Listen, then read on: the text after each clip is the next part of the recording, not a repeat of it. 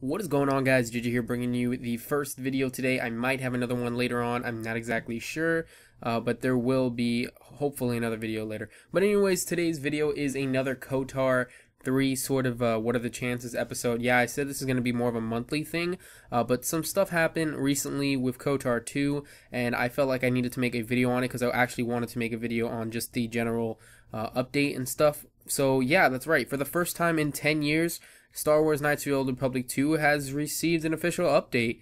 This caught a lot of people by surprise. It was sort of just came out of nowhere the other day, and then yesterday it was released. And I remember the people who didn't know about the update, including me, the few days prior when it got announced, were like, what the hell, where did this come from?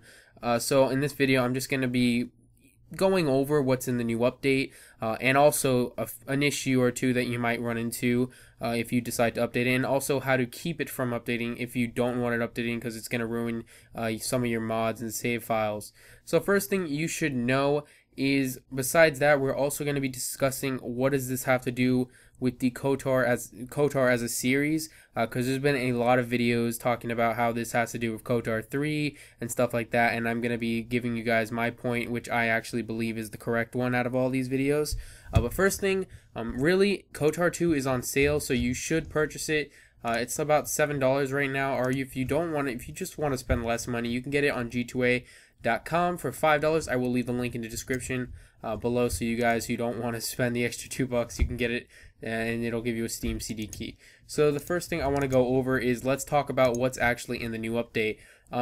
First of all, it's kind of crazy to believe that this is happening because, like I said, it's been 10 years since the last Knights of the Old Republic 2 update, and no one was expecting this, but luckily we got some cool stuff. So I'm going to read it right here, the new features, and I'm going to talk about this top part in a second and how it correlates with the Kotor universe when it comes to making Kotor 3 or not having Kotor 3, and what this update actually means compared to what other YouTubers are saying.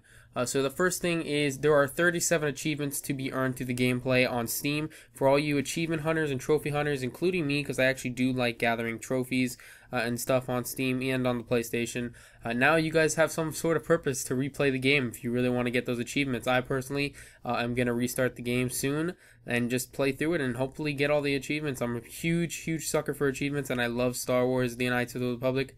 And I've said many times, Knights of the Republic 2 is the game that brought me into hard, like really loving RPGs and gaming in general. So another thing that is now offered is the Steam Cloud Saves, which basically mean you delete your game, install it on a new computer or something like that, or if you install it on your Mac, because this also does support Mac and Linux support from now on. It does that as well. Your save files will transfer over, which is really cool. Now, the big thing that was actually, like, this is probably, besides the 37 achievements, this is one of the biggest things, would be the widescreen resolution support. That's correct. You can now actually play Kotor 2 in 1080p and 720p, which is just amazing, and it gets better because the resolution support goes up to 4K and 5K. Some of you are probably thinking, why the hell 5K? The newest Mac Retina displays have 5K built in, so really it just depends if you have that, which is I'm gonna guess most likely you might not. And it now has full controller support, so if you're from the original Xbox days, could never get into it on PC because you're just not good with a mouse and keyboard, or you just don't feel comfortable with it, well, you can hook up your 360 controller. I don't know why I couldn't say that word. Xbox One controller, PlayStation 3, and PlayStation 4 controller. I like how they went out of their way to use PlayStation 3 and PlayStation 4 controllers as well. I tested it, and the buttons are the PlayStation buttons as well. It's not like it works and then it just has the Xbox display buttons. No, they're PlayStation buttons. You know, it has a circle, triangle, square, X, and that was really comforting for me, at least. It had several other, as you can see, changes. There are some audio tweaks and stuff like that, making it sound a little sharper, which I'm going to go into the bug thing. Steam Workshop support. This was a big one. There's not really any mods up, but they made sure when they released this update that they would have the restored content mod team put up their famous restored content mod, as well as their the droid planet. I don't know the exact name. And they even went as far as to add a brand new graphical feature called the Force Speed Effects, which basically just puts some more effects on the Force. I saw it a little bit in the gameplay when I played it. You're not going to really see it in the little clips I'm going to show you here and there of Kotor 2 in this video that I'm talking in. it's a cool effect. I mean, this is an older game, so you're not really gonna be like, oh my god, the graphics.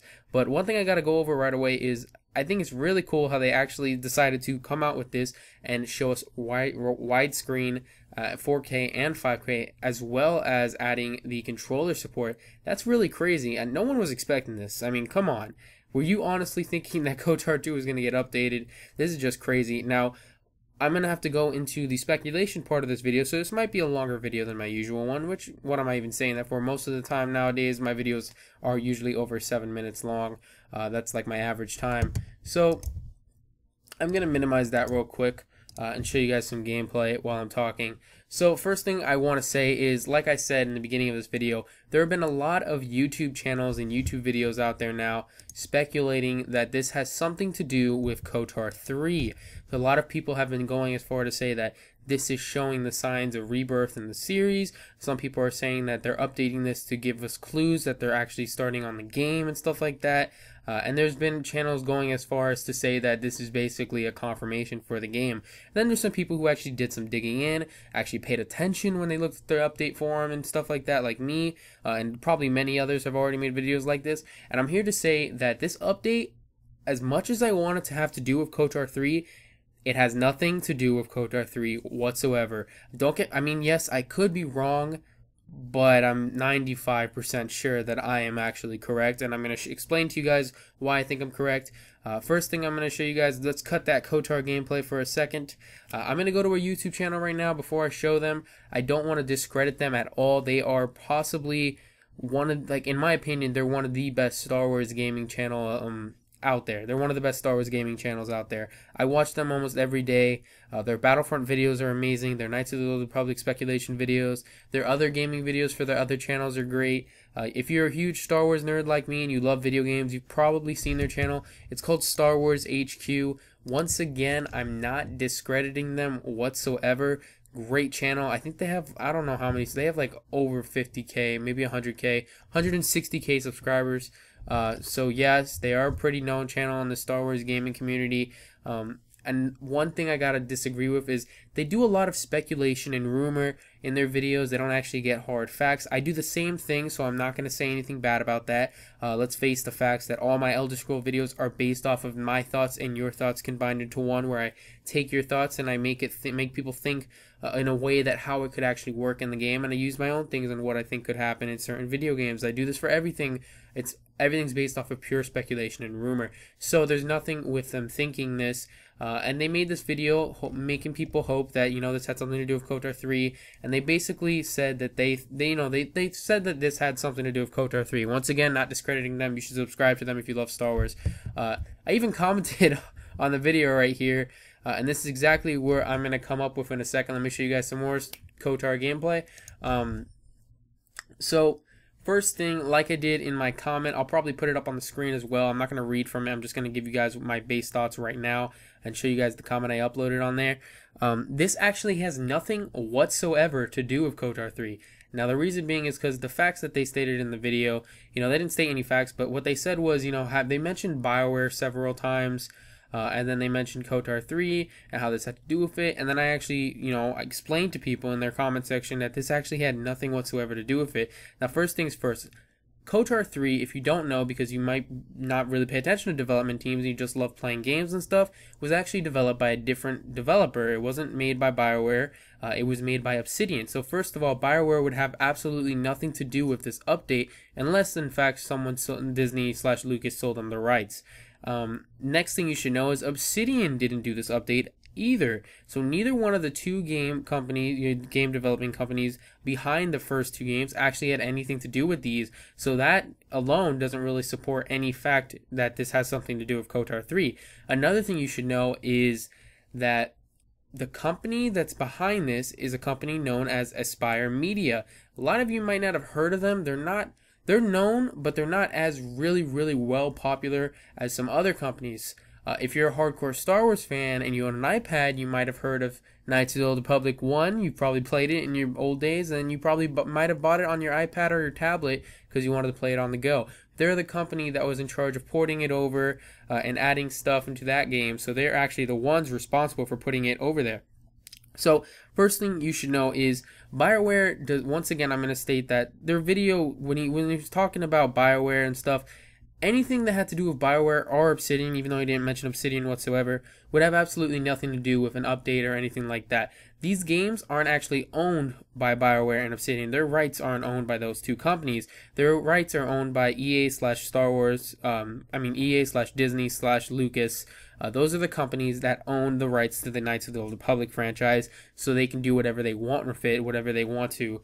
Just because BioWare is in charge of the Old Republic MMO and they've made the first game doesn't mean they have any say or anything, any control whatsoever when it comes to this stuff. So what I want to point out to you guys is this update was actually done by Aspire Media, like I just stated, and what a lot of people, like I said, speculating that it has to do with Kotor 3. Me as well as a lot of other people who paid attention and actually looked at who was in charge of the update and found out that it was Aspire Media.